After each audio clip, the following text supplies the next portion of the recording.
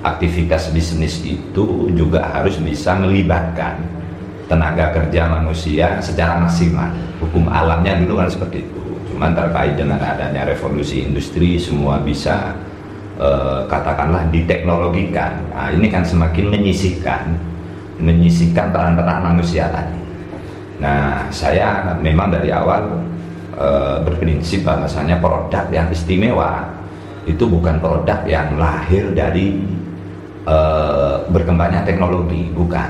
Tapi produk yang istimewa memang lahir dari tangan-tangan manusia profesional.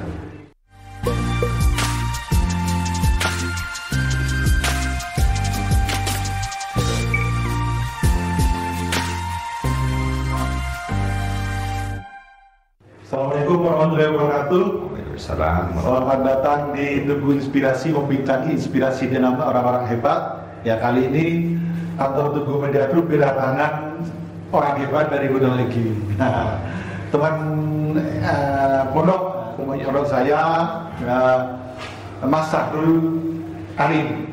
Sahrul Karim. Haji Sahrul Karim, karena habis haji bulan kemarin. Selamat Mas. Alhamdulillah sehat bro ya. Sebenarnya nggak hebat-hebat juga lah, banyak juga Tugu yang inspirasi saya seperti itu. Siap.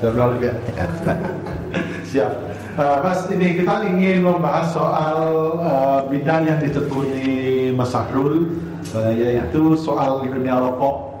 Nah, ini rokoknya Mas ya? Ya, rokok bulan Sabda Alam.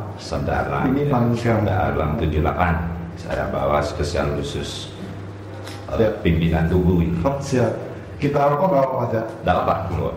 Halal. Kepas datang. Oke.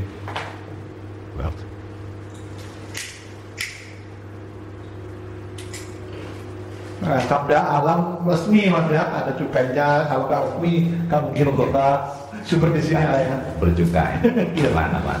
Nah, ini Sabda Alam 78. Kenapa namanya Sabda Alam 78 Mas?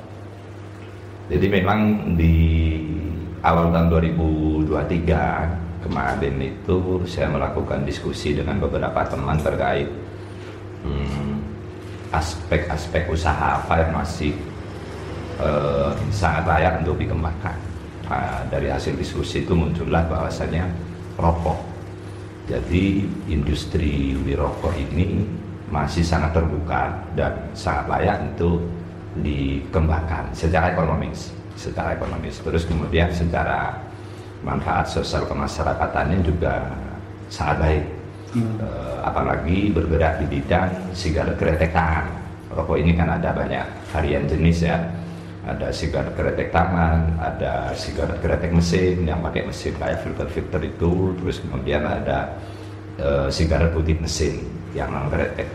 Nah, khusus yang saya dirikan itu sigaret kretek tangan. Yang ini kretek ini di bawah CV Jawa Mulia Mas. Jawa Mulia. Nah, sekarang sudah berapa tahun Mas berjalan rokok ini Mas? Masih terhitung 1 tahun kemarin pas 17 Agustus kebetulan mulai operasional. Pabrik yang saya dirikan itu kan 17 Agustus tahun 2023 kemarin. Makanya ada angka 78. 78 itu menggambarkan HIT Indonesia pada tahun 2023 kemarin itu yang ke-78. Oh, ya, jadi Sabda Alam 78, disingkat SA 78. Seperti itu. Nah, terus kenapa usaha rokok ini sangat besar Mas ya? Jadi banyak orang kaya, ini di bulan lagi ya, di bulan lagi itu dari rokok. Juga banyak juga yang bangkrut atau pasti kaya kalau bisnis rokok itu Mas. Gimana Mas? Tergantung juga sih, tergantung bagaimana dia memanage yang namanya usaha kan. Ada yang berkembang, ada yang justru malah semakin surut dan kemudian hilang seperti itu. Jadi kembali lagi ke pribadi masing-masing pengusaha dalam memanage usahanya.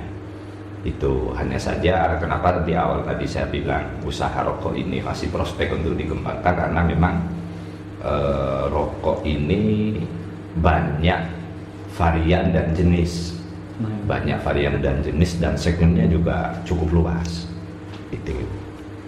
Dan sebelumnya Mas Abdul ini ya di bidang perdagangan ya. Ya, di bidang semua perdagangan ya. Ya, selain nyawa lah istilahnya dulu. Selain dagang awal. itu termasuk itu. Nah Mas, rokok kretek tangan SKT. Nah ini Mas, kalau kata penelitian itu Harvard Business School itu menyebut bahwa bisnis yang panjang umur itu adalah bisnis yang memulai dari W. Kenapa? Nah, jadi selain uang juga ada hal mulia yang diniatkan di bisnis itu. Nah, seperti contohnya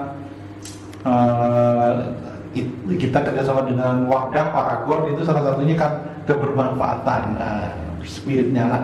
Kalau Sabda Alat atau Dewa Mulia Group ini ada nggak spirit itu, atau memang murni bisnis, atau ada yang lain di luar bisnis? Ya, tentunya bisnis itu secara pandangan saya bisnis itu akan continue, atau istilah lainnya langgeng, manakala di situ hitung-hitungannya tidak hanya sebatas hitung-hitungan ekonomis, tapi harus disertai dengan hitung-hitungan humanis. Itu termasuk juga Jawa Mulia ini, ya, perusahaan Jawa Mulia ini dengan produk-produknya. Jadi aspek ekonomis, aspek humanisnya ini saya hitung secara simultan seperti itu. Salah satu contoh ini, kenapa saya memilih konsen di bidang industri rokok secara hitung-hitungan ekonomis ini. Saya dan teman-teman yang di perusahaan itu merasa mampu untuk mengembangkan, terus untuk meningkatkan dan mewujudkan kualitas rokok yang baik. Terus kemudian dari aspek humanisnya, kenapa saya mengawali dengan SKT, aspek humanisnya itu karena SKT ini yang full padat karya. Padat karya dalam artian bisa dikatakan batang rokok ini 100% diproduksi oleh tenaga manusia. Sehingga kalkulasi saya, setiap penambahan kapasitas produksi 4-5 kilo bahan baku tembakau, ya, kalau rokok bahan bakunya itu butuh menambah 1 orang per hari. Iya, butuh menambah 1 orang. Oke, sekarang ada berapa karyawan, Mas? Awal tahun 2023 itu 16 karyawan, sekarang sudah 120 karyawan, baik printing dan baking. Wah, lumayan. Jadi kretek tangan ini ya sangat bermanfaat bagi, khususnya bagi ibu-ibu, mama yang agak rasa-rasa lagi ya. Agak rasa-rasa yang bermanfaat. Lebih ke itu, rasa yang bermanfaat. Kalau di Kabupaten Malang totalnya ada berapa mama Mas yang ada di rokok ini, Mas? Yang terjadi rokok, ya. Mungkin perkiraan. Kalau perkiraan saya, kalau di Kabupaten Malang sendiri, ya utamanya Malang Selatan, itu mungkin mayoritas ibu-ibu yang ekonomi menengah ke bawah, ya, itu rokok semua. Masih sampai, mohon maaf, di daerah saya itu untuk mencari buruh tani itu sulit, karena semua sudah menjadi buruh rokok, baik yang kaum laki-laki ataupun kaum perempuan, itu sudah banyak menjadi buruh rokok. Ada sampai 1.000 ya, orang lebih ya? Lebih, mungkin di angka kasar ya 10 ribuan lebih gitu, Mas. Itu karena kretek tangan. Ya. Kalau yang mesin itu sangat sedikit ya, yang kayak ada gambusnya. Ya, ya. Kalau hitung-hitungannya kisaran efisiensinya bisa 70% tenaga kerjanya kalau sudah bermain di kretek mesin. Di Mas nggak ada kretek mesinnya di rumah kerja? Nggak ada, sementara masih konsen di kretek tangan, karena tadi value humanismenya yaitu saya lihat ya, meskipun keuntungannya kecil lah ya kan, kretek tangan ini saat ini secara pasar itu masih kecil, itu meskipun hitungan ekonomisnya kecil tapi ada lah, cuman yang besar hitungan humanismenya tadi, banyak menyerap tenaga kerja seperti apa. Nah, jadi di rokok ini Mas Arul kepuasannya itu tidak hanya uang, kira-kira gitu, tapi berbagi itu. Ya, betul sekali. Soalnya kalau mau berbagi langsung kan sulit juga bro, ya berapa nominal kita. Beda halnya kalau berbagi kita melalui kerja bersama. Itu makanya sering saya ke teman-teman yang di pabrik, saya sampaikan bahwasannya produk ini bukan hanya milik saya pribadi, enggak, saya hanya sebagai perantara saja. Jadi ayo kita bekerja dengan fun, dengan gembira, dengan yang gembira, sehingga kita bisa melahirkan produk-produk yang berkualitas. Itu karena keyakinan saya proses itu berkaitan erat dengan hasilnya. Itu kalau kita memproses produk apapun itu dengan riang gembira, hasilnya pun juga keyakinan saya akan maksimal, akan bagus. Begitu 115 ya total karyawan. 122. Wow, siap. Itu lulusan orangnya mas? Yang jelas nggak ada yang lulusan perguruan tinggi. Karena memang gini, industri rokok ini utamanya di bidang produksi ya. Di bidang produksi itu kalau di perusahaan saya itu menerima karyawan tanpa syarat apapun selain keinginan untuk bekerja. Jadi saya sudah tidak melihat background pendidikannya apa, latar belakang keluarganya seperti apa, enggak. Selagi memang orang itu butuh pekerjaan, ya saya terima. Kalau tidak paham, saya suruh briefing anak-anak, suruh training ke anak-anak untuk bagian billing umpamanya, atau bagian packing, atau bagian sales, saya suruh training 1 minggu sudah, 1-2 minggu sudah. Jadi paham mereka. Syaratnya kayak ini mas, ada sholat ya, Ya. Lupa akal aja, nggak perlu ijazah, nggak perlu biasa. KTP perlu apa pak? Perlu KTP itu ya untuk kita tahu saja lah, kan bagi saya semisal ada apa-apa, saya ada apa-apa dalam artian umpamanya lu kok nggak masuk ternyata sakit, saya bisa berkunjung dengan mudah karena sudah ada identitasnya, seperti itu. Ya itu kebanyakan menengah ke bawah ya, perekonomian sebelum ini apa mas, profesinya apa dia, kebanyakan TKW atau sebelumnya kerja apa dia, Malik juga? Ya memang Kabupaten Malang utamanya wilayah selatan ya, tempat saya tinggal itu sektornya kan pertanian. Pertanian sendiri kan juga musiman, ada musim tanam, ada musim panen kan seperti itu. Kalau tebu ya perawatannya kan juga minim. Nah sehingga sebelum berkembangnya industri rokok di Malang Selatan ini, pekerjaan utama ibu-ibu itu umumnya ya itu menjadi TKI, tenaga kerja Indonesia. Dulu era-era 90-an sampai 2000 lah ya, 2010 itu masih banyak. Bahkan ini yang paling miris dan paling memotivasi saya, ada salah satu kerabat saya karena memang minimnya pekerjaan di daerahnya itu sehingga dia harus rela berpisah dengan anaknya, ya anak yang masih butuh perhatian seorang ibu, ditinggal kerja ke luar negeri. Nah dulu saya masih konsen di perdagangan kan, sehingga tidak butuh banyak orang, tidak butuh melibatkan banyak orang. Nah itu membuat saya miris.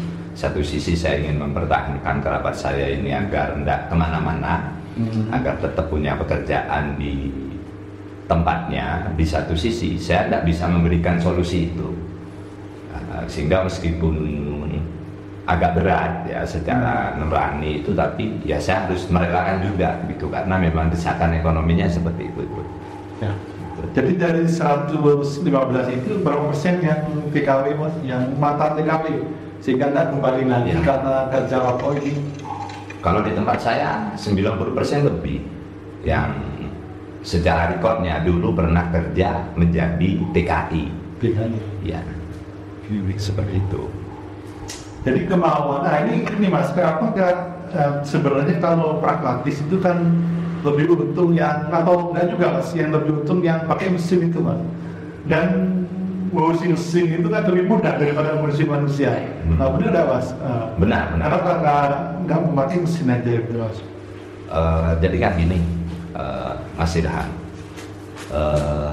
hukum alamnya sebenarnya hukum alamnya setiap aktivitas bisnis itu juga harus bisa melibatkan tenaga kerja manusia secara maksimal.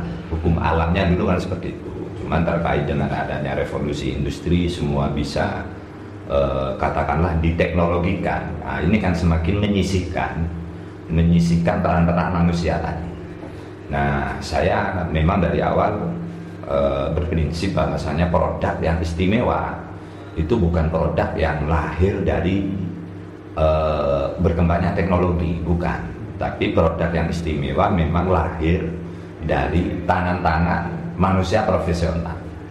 Itu sehingga meskipun hitung-hitungan bisnisnya itu lebih menguntungkan yang high tech, katakanlah ya, yang minim manusianya, ya, minim orangnya, mindset saya balik akan lebih menguntungkan ketika semakin banyak manusianya. Memang secara nominalnya minim kan, secara nominalnya lebih kecil lah, tapi secara asas kemanfaatannya itu melampaui yang high tech, melampaui yang serba teknologi seperti itu, serba mesin. Itu kalau manusia kan dalam setiap unsur produksinya ada value, ada nilai, perasaan, ini dan lain sebagainya. Kalau mesin kan sudah ada, tinggal di format sesuai ukuran dan seterusnya, selesai seperti itu. Nah, Mas, ada yang tapi atau meskipun nggak berpendidikan, Mas ya. SDM secara itu kualitas ini sudah ngaturnya itu, Mas. Sudah kan, tapi di rokok atau beda, karena sudah jelas pekerjaannya itu dan targetnya itu gimana, Mas, ngaturnya dan mereka betah nggak terjadi jawabannya ini, Mas ya? Alhamdulillah sampai sekarang untuk staf-staf utama itu masih tidak ada resign sampai sekarang, mulai dari awal sampai sekarang. Terus terkait dengan kesulitan ya mungkin kembali lagi ke bagaimana seorang pimpinan itu memanage SDM yang ada. Pastinya kan ini setiap SDM itu punya potensi masing-masing, punya kelebihan masing-masing. Mereka akan diposisikan di mana, mereka masih tahu ditempatkan di mana. Kalau saya sederhananya ini, Mas Ilham. Jadi sejak SDM yang saya amati ya saat masa-masa trial 1-2000, di situ saya sudah mulai melihat ini akan maksimal ketika saya tempatkan di mana seperti itu. Kemudian saya hanya menyediakan instrumen target dan indikator keberhasilan, itu saja. Sehingga dari adanya target serta indikator keberhasilan, di situ akan sangat memudahkan untuk menata. Semisal targetnya masih belum tercapai, otomatis kan ada kendala. Kendalanya apa? Indikatornya ini masih belum tercapai. Nah, kendala-kendala itulah yang kita selesaikan, kita carikan solusi bersama-sama, kita diskusikan bersama-sama. Jadi sederhana sekali lah untuk manajemen SDM. Siap.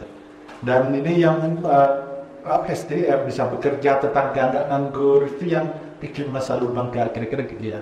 Senang lah. Ya, senang, bangga dan puas. Ada cerita yang humanis, misal orang dulu beli susu nggak mampu, lalu dengan kerja di rokok SKT Tangan ini bisa lebih sejahtera hidupnya, itu bisa beli motor gitu. Ada nggak, Mas, cerita-cerita yang humanis gitu? Ada. Jadi ini ada salah satu, kalau saya menyebut karyawan itu keluarga besar perusahaan. Jadi ada salah satu keluarga besar perusahaan saya itu di Jawa, dia yang terlilit pinjol. Mungkin dia ada punya pekerjaan ya, karena ada tawaran pinjaman yang mudah tapi sebenarnya menjerat, sehingga dia terjerat di situ. Hampir sudah tidak punya apa-apa sih. Terus kemudian saya ajak kerjasama, ya kebetulan dia di bidang produksi, ya di bagian produksi saja kerjasama. Saya ngomong gini, Mbak, sudah sampean urusan pinjolnya aman, ada kita tata bersama. Yang penting sampai punya aktivitas dulu untuk kesehariannya aman dulu lah, sudah. Ayo ke pabrik, nanti biar dilatih sama anak-anak, ya. Dan saya yakin dengan sendirinya nanti problem-problemnya akan selesai. Yang penting sampai punya aktivitas pekerjaan dulu lah, aman dulu lah, kebutuhan pokoknya itu. Dan alhamdulillahnya sekarang sudah mulai bisa ngangsur sepeda motor lah untuk ke pabrik itu. Bertanya berapa dulu, Mas, pinjol? Eh, kisaran 20. No.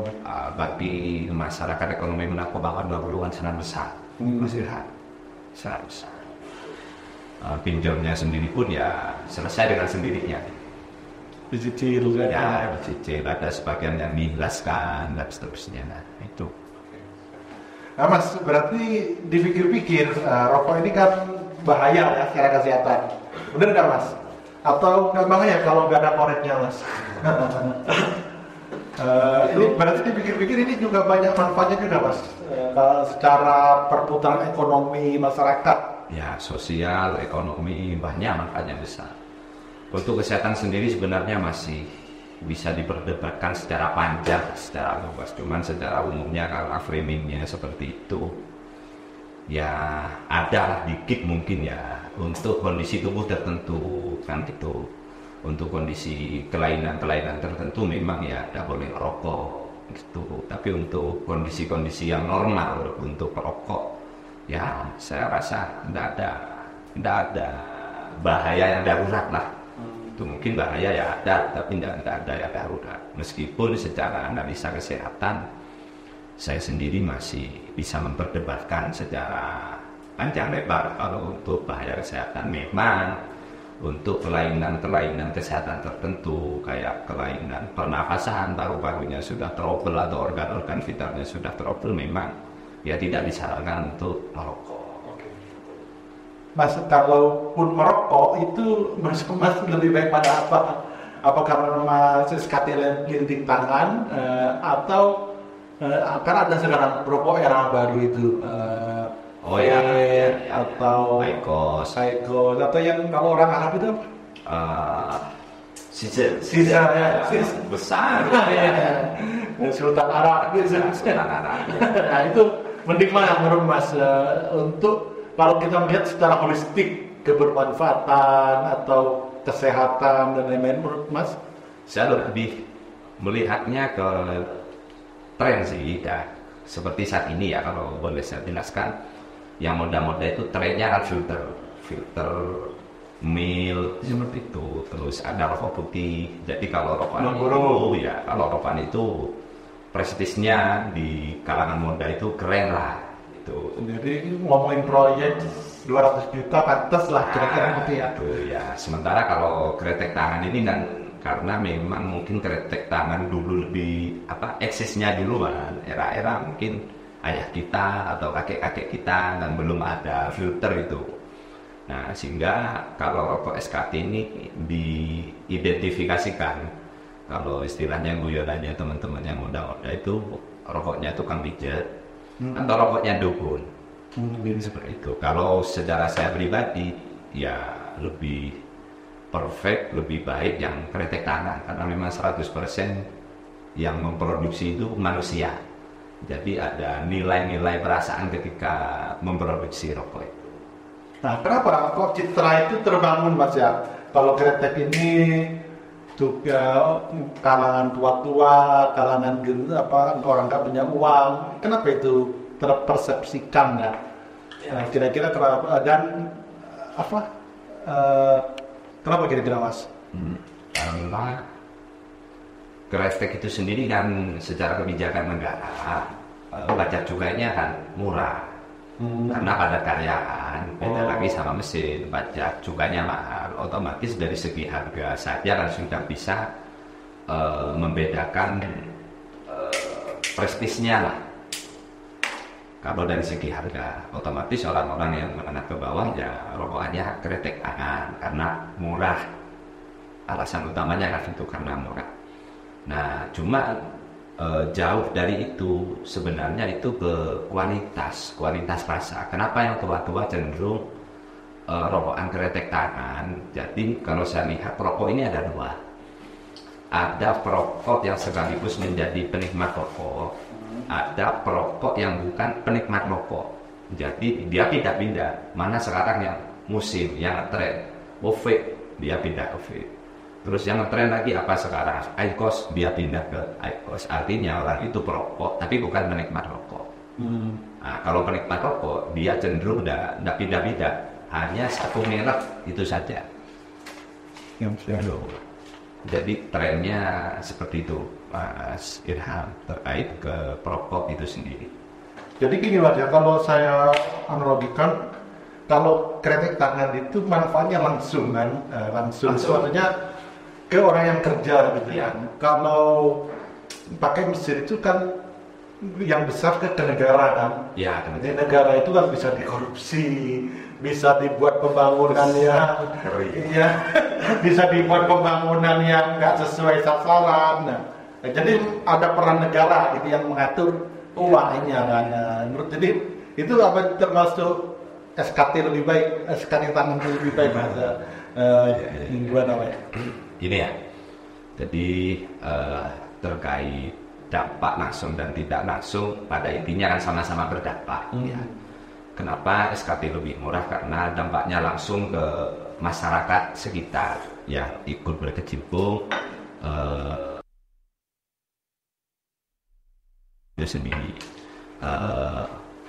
Kemudian dengan SKM itu kan yang memanage pemerintah kan, otomatis kan juga berdampak atau fasilitas umumnya semakin baik. Terus kemudian setelah fasilitas umum finish, ada bantuan-bantuan lain yang dikucurkan oleh pemerintah gitu terkait masalah korupsi dan lain-lain. Itu kan ya masalah penyerta saja sih, dan itu tugas kita bersama sebenarnya. Siap-siap Untuk menyelesaikan masalah penyerta.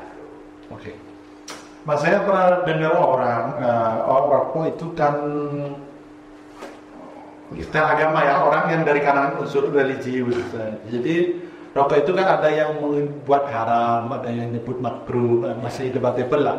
Ya. Dan bisa jadi, tapi ada niat menarik orang itu menyebutkan rokok ini bisa jadi sunnah mungkin, atau kita merokok itu dapat pahala karena dengan rokok itu kita nggak stres, nggak marah-marah.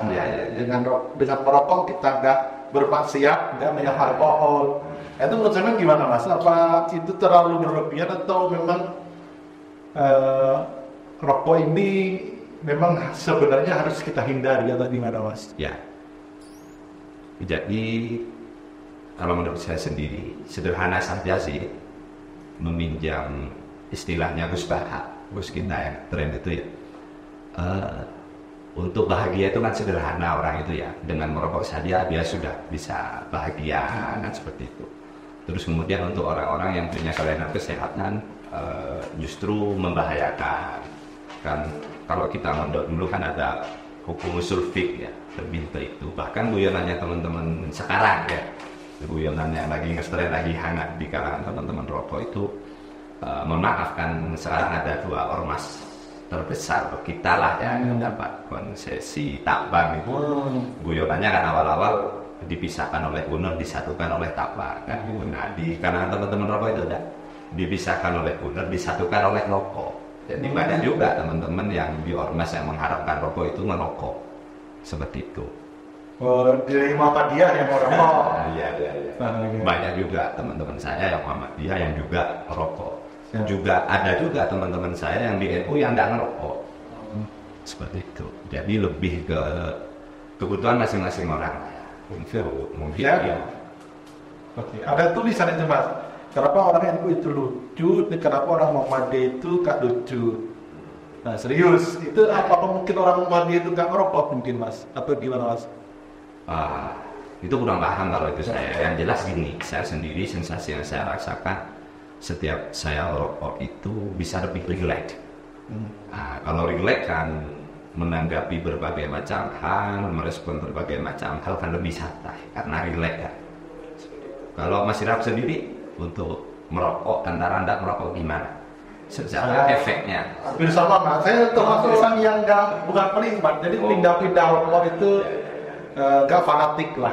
Nyoba aja didalami gitu biar menjadi penikmat rokok. Artinya kalau rokok SKT ini bagaimana Mas Irham bisa membayangkan bahagianya perempuan-perempuan yang menjadi buruh pabrik ketika memproduksi rokok SKT atau seterusnya. Mungkin nantinya bisa menjadi penikmat rokok SKT. Nah ini menarik. Tadi ada tambang-tambang itu menarik. Kenapa negara Kira-kira Muhammadiyah menerima apa enggak kira-kira Mas? Ya, nah, ya, Kira-kira yang sekarang lagi fresh itu. Ya. Oh iya. Nggak perlu negara sih yang ngasih, kan industri rokok ini korporat ya, perusahaan semua bisa mendirikan atau bisa terlibat di industri rokok. Regulasinya pun ya nggak bisa tersentral di pemerintah pusat. Pemerintah itu hanya mengatur tentang legalitasnya saja. Beda lagi kalau tambang kan berkaitan dengan sumber daya alam. Itu sehingga butuh regulasi khusus, kan kaitannya dengan lingkungan kan kalau tambang itu kan. Kalau rokok kan enggak. Ya paling kaitannya dengan polusi pun ya enggak seberapa loh asapnya ini kecil kan. Oke, sip. Menarik ini Mas rokok ya. Memang orang terkaya itu ini membuktikan ya bahwa rokok ini pasarnya sangat besar kan. Jadi mungkin orang laki-laki itu 10 dari laki-laki mungkin 8-nya merokok mungkin ya. Itu nggak tahu ada surveinya, tapi jadi terbukti orang terkaya di Indonesia itu beberapa sangat banyak dari rokok, jarum dan ini dan juga yang viral di Kabupaten Malang, yaitu orang yang membagi-bagikan uang ketika tarawih di Gunung Medina itu dan karena rokok juga gitu. Ya. Ketika hasil surveinya demikian umpamanya ya, dari 10 orang laki-laki itu ada 8 atau 7 perokok ya, kalau hasil survei saya enggak. Dari 10 laki-laki itu ada 12 yang merokok. Kok gitu? Yang 2 siapa? Yang 2 orang-orang yang masih belum dapat izin rokok dari orang tuanya, anak-anak yang masih belum dapat izin rokok dari orang tuanya. Entah siapa yang memframing bahwasannya ketika merokok itu agak negatif atau apa.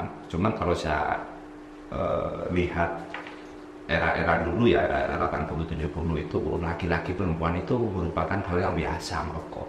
Bahkan iklan-iklan jadul kalau Mas Ilham mungkin berosik itu banyak menampilkan perempuan sebagai theming iklannya merokok. Nenek-nenek saya pun juga merokok semua nenek-nenek saya. Oke. Nah mungkin tantangan rokok ini kan rokok kelas 3 Mas ya. Kayak Sampurna itu kelas 1. Tantangan ini mungkin di rokok ilegal Mas ya. Ya itu memang tantangan bersama Pak ya. Menjadi tantangan bersama untuk semua industri rokok ya, untuk semua industri rokok sama yang sudah ada, karena dengan beredarnya rokok ilegal itu otomatis kan dari segi harga saja kan sudah beda. Mereka kan tidak tertita, sehingga harganya ya jauh lebih murah daripada rokok-rokok ya yang tertita seperti itu. Itu tantangan bersama bagi itu pemerintah. Otomatis dengan adanya rokok ilegal kan potensi pendapatan pemerintah kan juga berkurang. Itu berkurang. Kalau umpama dalam 1 tahun berjalan pemerintah menargetkan pendapatan dari sektor cukai rokok ini umpamanya 10T, itu dengan beredarnya rokok ilegal yang marak, otomatis kan sulit untuk tercapai 10T itu sendiri. Gitu.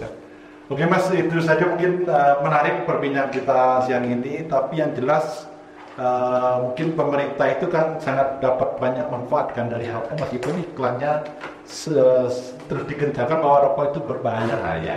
Jadi iklan itu nggak bermanfaat ya. Mungkin agar rokok itu bisa berkurang, mungkin yang dilarang bukan jualan rokok, tapi jualan korek. Sehingga harus ke kompor kalau ya mau rokok ya.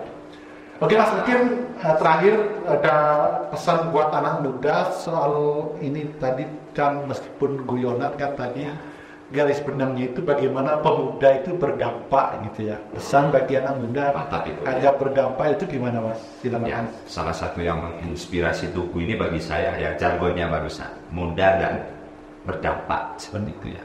Jadi secara benang merahnya saya sebagai pengusaha rokok ini ingin memberikan dampak secara sosial kemasyarakatan.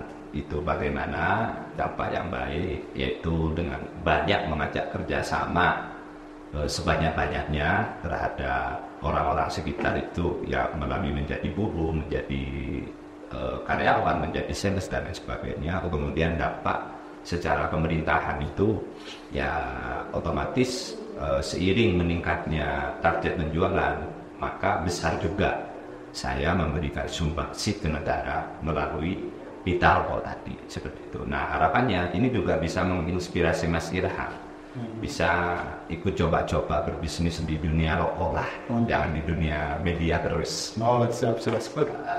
Menarik. Ekspansi lah, ekspansi Usaha nanti kita diajari nanti ya. Oh, siap.